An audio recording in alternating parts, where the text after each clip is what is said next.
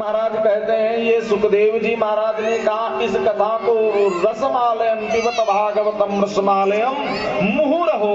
मुहुरहो माने बार बार, मुहुरहो रसिका भूभाव का। भगवान की कथा को सुन करके तृप्त न हो जाओ, क्योंकि राम कथा कृष्ण कथा जे सुनत अघाही, तो रस विशेष जाना तिन्ह नाही। जो भगवान की कथा को सुन करके ऐसा लगता है कि अब हमने तो बहुत कुछ सुन लिया, तो इसके मतलब है कि तुमने कुछ समझ ही नहीं पाए। भगवान की कथा को सुन करके और रुचि बढ़े जानने की, और इच्छा बढ़े। समुद्र कभी कहता है कि हम पूरे हो गए। नदियां तो हमेशा बह करके जाती हैं, 24 घंटे समुद्र से मिलती हैं, हमेशा बहती हुई जाती हैं और गंगा जी से मिल जाती हैं। तो क्या समुद्र मना करता है? कहते ऐसे ही निरंतर भर ही निरंतर हो ही ना पूरे। भगवान की कथा को सुन के कभी आप पूरे ना हो, अधूरे ही बने रहो। लालसा अगर बनी रहेगी भगवान की कथा की, तो गोस्वामी तुलसीदास जी कहते ये पहली भक्ति है। प्रथम भगति शंतन कर शंगा और दूसरी रति मम कथा प्रसंगा। ये दूसरी भक्ति है। लेकिन भागवतकार ने कहा श्रवणम, भगवान की कथा का श्रवण किया जाए, और श्रवण करने से यस्या श्रवण मात्रेण हरिचित्तम समाश्रयेत्। ये कथा महत्व की आप लोगों ने कल सुना था। जो सुख आप यहाँ मल्लौर में किशन बाबा मंदिर पर प्राप्त कर रहे हो, यह कथा आपको कहीं पर भी और नहीं मिलेगी। ना वैकुंठ में मिलेगी, ना ही सत्यलोक में मिलेगी, और ना ही कैलाश पर मिलेगी। इसलिए इस कथा को खूब पियो, खूब पियो। अब प्रथम स्कंद मेरे सामने है, और प्रथम स्कंद में मंगलाचरण करते हैं वेदव्यास जी।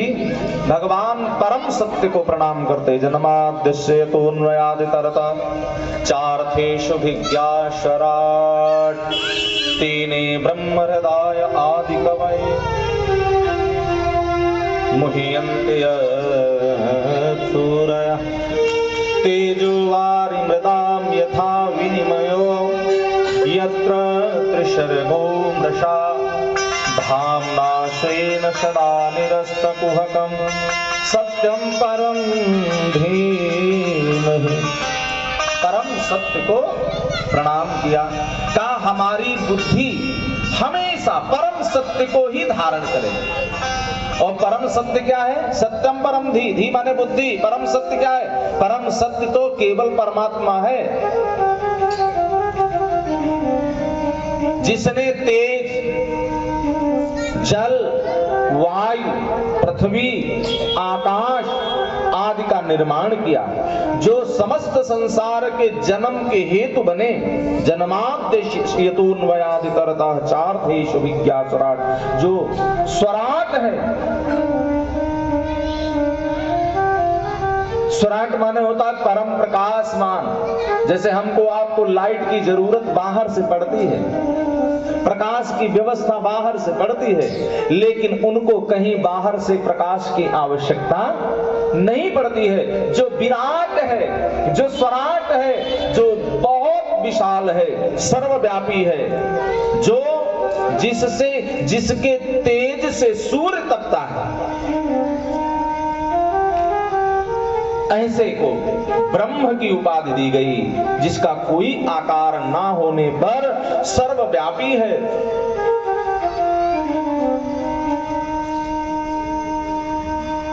तेजो वारि मृदाम यथा विनिमयो यत्र त्रिशर्गो मृषा। ऐसे परम सत्य को हम प्रणाम करते हैं, नमस्कार करते हैं।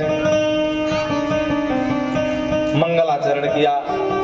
नैमिषारण्य का परम पावन तीर्थ है। अष्टम वैकुंठ नीमसार कहा गया, नैमिष को अष्टम वैकुंठ कहा गया। यहाँ पर हमेशा अनवरत छोटा सा तीर्थ है, लेकिन विशालता बहुत बड़ी ली हुई है। बहुत ज्यादा क्षेत्र में, क्षेत्रफल में ये नहीं बसा हुआ है, लेकिन नैमिष क्षेत्र की अगर बात की जाए तो 84 कोस तक परिक्रमा होती है 84 कोष में नैमिषारण्य ही लगता है। और नैमिषारण्य में जब 88,000 ऋषि मुनि एकत्रित हुए तो कहते ये नैमिष वह तीर्थ है। नैमिषेषु आसीन मभिवाद्य महामतिम कथामृत रसास्वादः कुशलः शौनको ब्रवीत। नैमिषे निमिष क्षेत्रे, नैमिष को अनिमिष क्षेत्र कहा गया है। नैमिषे निमिष क्षेत्रे ऋषियः शौनकादया क्षत्रम स्वर्गाय लोकाय सहस्र सममाशत। नैमिष को अनिमिष क्षेत्र कहा गया जहां पर कभी भी कथा बंद नहीं होती। एक बार चालू हुई कि बंद नहीं हुई। आज भी नैमिषारण्य में कथाएं अनवरत कहीं न कहीं चला ही करते हैं, हमेशा चला करते हैं। सत्रम स्वर्गाय, ऐसा दिव्य पावन तीर्थ और जहां पर संत महर्षि वास करते हैं, जहां पर हमेशा तपस्वी जन तपस्या करते हैं। जरा विचार करो कैसा सुंदर यह तीर्थ होगा। नैमिषारण्य कौन कौन गए हैं? नैमिषारण्य गए हैं ना?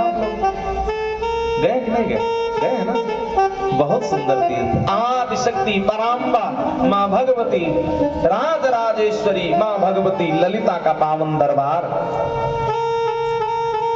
देवादिदेव महादेव अनेक रूपों में यहाँ विराजमान। पृथिव्यानि यानि तीर्थानि तानि सर्वाणि नैमिषे। हमारे नैमिष में तो सारे मानव पृथ्वी के जितने भी तीर्थ हैं वो सब हैं। हम कितने बड़े भाग्यशाली हैं कि नैमिष की परम पवित्र धरा के हम सन्निकट हैं। कितना बड़े भाग्यशाली हैं। ऐसे तपस्थली पर जहां ऋषि मुनि तपस्या किया करते हैं, वेद व्यास जी ऐसी भूमि को प्रणाम करते हैं और कहते एक बार सुत जी व्यासासन पर विराजित थे। इतने में शौनकादिक ऋषियों ने जाकर के बहुत ही सुंदर प्रश्न किया, महाराज आप सारे इतिहास और पुराणों के जानने वाले हो, आपने अपने गुरु से बड़ा ज्ञान ग्रहण किया। मैं चाहता हूं, कलिकाल आ गया है और कलिकाल में लोग साधना कर पाएंगे, एक जगह पे बैठ के समाधि लगा पाएंगे, ये संभव नहीं होगा। पता चला लगा करके समाधि लगाने चले, प्राणायाम करने चले, तब तक गड़गड़ा करके कोई हेलीकॉप्टर सर के ऊपर से निकला, कोई जहाज निकला। इतना कोलाहल शोरगुल, तो समाधि लग पाना आसान नहीं होगा और इतना समय भी लोगों के पास नहीं होगा कि समाधि लगाएं। समय कम होगा, काम बहुत सारे होंगे। ऐसे में कोई ऐसा उपाय छोटा सा बताओ जिस उपाय को करके लोग इस भव सागर को पार कर लें। और महाराज मैं यह जानना चाहता हूं, भगवान धरा पर कब कब आते हैं, कौन कौन से रूप, कौन कौन से अवतार लेकर के कब कब आए, क्यों आए? भगवान जो तीनों लोकों में व्याप्त हैं, विराट हैं, वो भगवान छोटे बन करके कब कब आते हैं और उनके आने का कारण क्या होता है, यह भी मुझे सुनने की इच्छा है। और महाराज हमें ये भी जानना है कि जब द्वापर का अंत हो गया, कलयुग आ गया, तो कलयुग में धर्म किसके पास गया?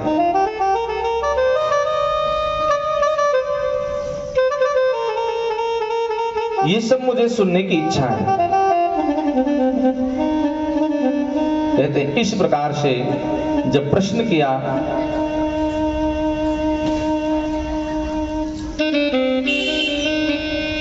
तो ऐसा जब प्रश्न किया तो सूत जी मंगलाचरण अब भागवत में कर रहे हैं। और सबसे पहले मंगलाचरण भागवत में 3 मंगलाचरण है। एक मंगलाचरण वेद व्यास जी ने किया, दूसरा मंगलाचरण सूत जी ने किया और तीसरा मंगलाचरण सुखदेव जी ने किया। तो अब यहाँ पर दूसरा मंगलाचरण, मंगलाचरण का तात्पर्य होता है हमारा कर्म, हमारा आचरण मंगल बने, इसके लिए मंगलाचरण करना नितांत आवश्यक है। कहीं चलो, कुछ करने चलो, श्री गणेश करो तो मंगलाचरण करो। अब मंगलाचरण में किया क्या जाता है? तो सूत जी सबसे पहले मंगलाचरण करने जा रहे हैं तो अपने गुरुदेव को प्रणाम किया। यम प्रव्रजन्तमनुपेतमपेत कृत्यम द्वैपायनो विरह कातराजुहाव पुत्रेति तन्मयतया तरवो विनेदु तं सर्वभूत हृदयं मुनिमानतोषि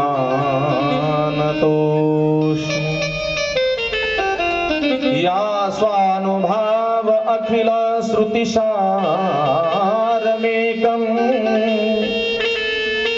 अध्यात्मदीपमतिदीर्तिसितान्तोन्हं संसारिणं करुणयाः पुराणगुह्यं तं व्याससूनमुपयामि गुरुं मुनीनाम्। मैं अपने गुरुदेव को प्रणाम करता हूं। सबसे पहले गुरु को कहते हैं ना, सबसे बड़ा अगर दर्जा इस संसार में है तो किसका है? गुरु का। बड़ा कोई नहीं। गुरुर् ब्रह्मा गुरुर्विष्णु गुरुर्देव महेश्वरा।